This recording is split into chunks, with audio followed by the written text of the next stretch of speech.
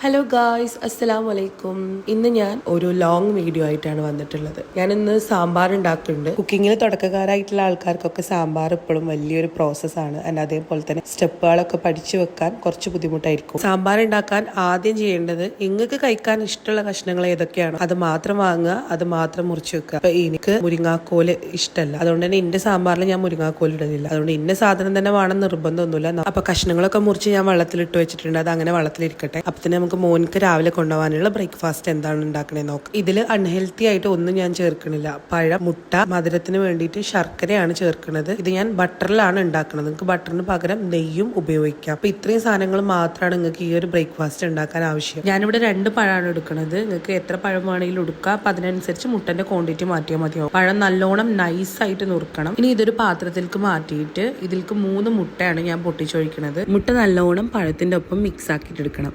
ഈ ടൈമിൽ വേണമെങ്കിൽ കുറച്ച് ഏലക്ക പൊടിച്ചതും ചേർത്ത് കൊടുക്കുകയാണെങ്കിൽ അതിന്റെ ഒരു ഫ്ലേവർ ഉണ്ടാവും. ഇതിലങ്ങനെ മുട്ടന്റെ നല്ല കുത്തുന്ന ചൊയയും മണമൊന്നും ഉണ്ടാവില്ല. അപ്പൊ വേണമെങ്കിൽ ചേർത്താൽ മതി. വാനില എസൻസ് വേണമെങ്കിലും ചേർക്കാം. അപ്പൊ ഞാൻ അതൊന്നും ചേർക്കണില്ല. ഇനിയിപ്പോ ഇതിൽ ഞാൻ ആഡ് ചെയ്യാൻ പോണത് നമ്മളെ ശർക്കരപ്പൊടിയാണ്. ശർക്കരപ്പൊടിയും നല്ല കട്ടല്ലാതെ നല്ലോണം ഇതിൽ ബ്ലെൻഡ് ആക്കി എടുക്കുക. ഇനി അടുപ്പത്തൊരു പാൻ വെച്ചിട്ട് ബട്ടറോ നെയ്യോ നന്നായിട്ടൊന്ന് സ്പ്രെഡ് ചെയ്തെടുക്കുക. എന്നിട്ട് നമ്മൾ പാൻകേക്ക് ഒഴിക്കണ പോലെ അല്ലെങ്കിൽ കംപ്ലീറ്റ് ആയിട്ട് ഒഴിച്ചിട്ട് വെക്കുകയാണെങ്കിലും കുഴപ്പമില്ല. നമ്മൾ ഈ മുട്ട കേക്കൊക്കെ ഉണ്ടാക്കുമല്ലോ, അതേപോലെ ഫുൾ ബാറ്റർ ഒഴിച്ചിട്ട് ഉണ്ടാക്കുകയാണെങ്കിലും കുഴപ്പമില്ല. കുറച്ച് ഇതുപോലെ പാൻ കേക്കിന്റെ മോഡലിൽ ചെയ്യുകയാണെങ്കിലും കുഴപ്പമില്ല. ഞാൻ 2 രീതിയിലും ചെയ്യുന്നുണ്ട്. ബാറ്റർ ഒഴിച്ചു കഴിഞ്ഞാൽ നമ്മളൊരു 3 മിനിറ്റ് അടച്ചു വെച്ചൊന്ന് കുക്ക് ചെയ്യുക. സിമ്മിലാക്കി വെക്കാൻ നോക്കണം, കാരണം ശർക്കര ഉള്ളതുകൊണ്ട് പെട്ടെന്ന് കരിഞ്ഞു പോകും. അത് കഴിഞ്ഞ് മൂടി തുറക്കുമ്പോഴേക്കും 2 ഭാഗം കുക്കായിട്ടുണ്ടാവും. പക്ഷെ എന്നാലും ഓപ്പോസിറ്റ് സൈഡും ഒന്ന് ക്രിസ്പി ആയി കിട്ടാൻ വേണ്ടിയിട്ട് ഒന്ന് മറിച്ചിട്ടിട്ട് ഒരു മിനിറ്റ് ഒന്ന് കുക്ക് ചെയ്തെടുക്കുക. അപ്പൊ അത്രേ ഉള്ളൂ. ഇത്രയും പെട്ടെന്ന് കുക്കായി കിട്ടണ കുട്ടികൾക്ക് ഏറ്റവും സുഖമായിട്ടും നല്ല ടേസ്റ്റിലും കൊടുക്കാൻ പറ്റിയ ഒരു ബ്രേക്ക്ഫാസ്റ്റ് ആണ്. ബ്രേക്ക്ഫാസ്റ്റ് മാത്രമല്ല, ഒരു സ്നാക്സും കൂടിയാണ്. നിങ്ങൾക്ക് ഇത് രാവിലെ സ്കൂളിൽ പോകുമ്പോൾ അല്ലെങ്കിൽ സ്കൂളിൽ നിന്ന് തിരിച്ചു വന്നിട്ട് ഓരോ സ്നാക്സ് ബോക്സിൽ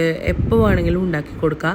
ഈവൻ ഡിന്നറിന് പകരമൊക്കെ നിങ്ങൾക്ക് ഇത് ഉണ്ടാക്കി കൊടുക്കാൻ പറ്റും. സോളിഡ്സ് ഒക്കെ സ്റ്റാർട്ട് ചെയ്ത് തുടങ്ങുന്ന പ്രായം മുതൽ ഞാൻ എൻ്റെ മോനിക്ക് കൊടുക്കുന്ന ഒരു ഫുഡാണ് കേട്ടോ ഇത്. അതുകൊണ്ട് തന്നെ അത്രയും ചെറിയ കുട്ടികളുള്ള ആൾക്കാർക്ക് പോലും ഇത് കൊടുത്ത് നോക്കാം. നിങ്ങൾക്ക് ട്രാവൽ ചെയ്യുന്ന സമയത്ത് ഉണ്ടാക്കി കയ്യിൽ വെക്കാം. അങ്ങനെ മോനും ബ്രേക്ക്ഫാസ്റ്റ് കൊടുത്ത് ഓൻ്റെ സ്നാക്സും പാക്ക് ചെയ്ത് ഓനെ സ്കൂളിലേക്ക് പറഞ്ഞയച്ചു. ഇനി ഞാനും ബ്രേക്ക്ഫാസ്റ്റ് കഴിച്ചു കഴിഞ്ഞിട്ട് നമ്മുടെ സാമ്പാറിന്റെ ബാക്കി പരിപാടി നോക്കാം. സാമ്പാറിന് പച്ചക്കറി എറിയുമ്പോൾ അത് ക്ലീൻ ചെയ്യൽ ഭയങ്കര ഒരു ടാസ്ക് ആണ്. അപ്പൊ അത് ചെയ്യുന്ന സമയത്ത് തന്നെ മാക്സിമം വൃത്തിയിൽ ചെയ്യാൻ നോക്കുക. ആദ്യത്തെ സ്റ്റെപ്പായിട്ട് ഞാൻ ചെയ്യുന്നത് പരിപ്പ് വേവിച്ചെടുക്കുകയാണ്. പരിപ്പ് നന്നായിട്ട് കുതിർത്തി എടുത്തിട്ടുണ്ട്. അതിലേക്ക് കുറച്ച് വെളുത്തുള്ളി കൂടി ആഡ് ചെയ്തിട്ട് അതൊന്ന് വേവിച്ചെടുക്കുക. ഉപ്പ് വേണമെങ്കിൽ ഇടാം, ഞാൻ ഇട്ടിട്ടും ഇല്ലാതെയും വേവിക്കലുണ്ട്. പച്ചക്കറികൾ ഞാൻ കുക്കറിലല്ല വേവിക്കണത്, നിങ്ങൾക്ക് വേണമെങ്കിൽ കുക്കറിൽ വേവിക്കാം. ഞാൻ 2 പോർഷൻ ആയിട്ടാണ് പച്ചക്കറികൾ വേവിക്കണത്. ആദ്യം നല്ല വേവുള്ള സാധനങ്ങളൊന്ന് വേവിച്ചിട്ടാണ് വേവില്ലാത്തത് ഇതിലേക്ക് ഇട്ട് കൊടുക്കുന്നത്. കുക്കറിലാണെങ്കിൽ ആദ്യം നല്ലോണം വേവുള്ള പച്ചക്കറികൾ ഇട്ട് ഒരൊറ്റ വിസിലടുപ്പിച്ചിട്ട് പിന്നെ വേവില്ലാത്തൊക്കെ ഇട്ടിട്ട് ഒന്ന് വിസിലടുപ്പിച്ചെടുത്താൽ മതി. കുറച്ചും കൂടി എളുപ്പത്തിൽ ചെയ്യണമെന്നുണ്ടെങ്കിൽ പരിപ്പ് വേവിച്ച കുക്കറിലേക്ക് തന്നെ പച്ചക്കറികൾ ഇട്ടിട്ട് അത് മഞ്ഞപ്പൊടിയും ഉപ്പും ഇട്ടിട്ട് ഒന്ന് വേവിച്ചെടുത്താൽ മതി. ഇതിപ്പോ ഞാൻ പച്ചക്കറിയിലാണ് മഞ്ഞപ്പൊടി ഉപ്പ് ഇടുന്നത്. എനിക്ക് ഈ കുക്കറിൽ എല്ലാം കൂടി ഒരുമിച്ചിട്ടിട്ട് കൂക്കി ഉണ്ടാക്കുന്ന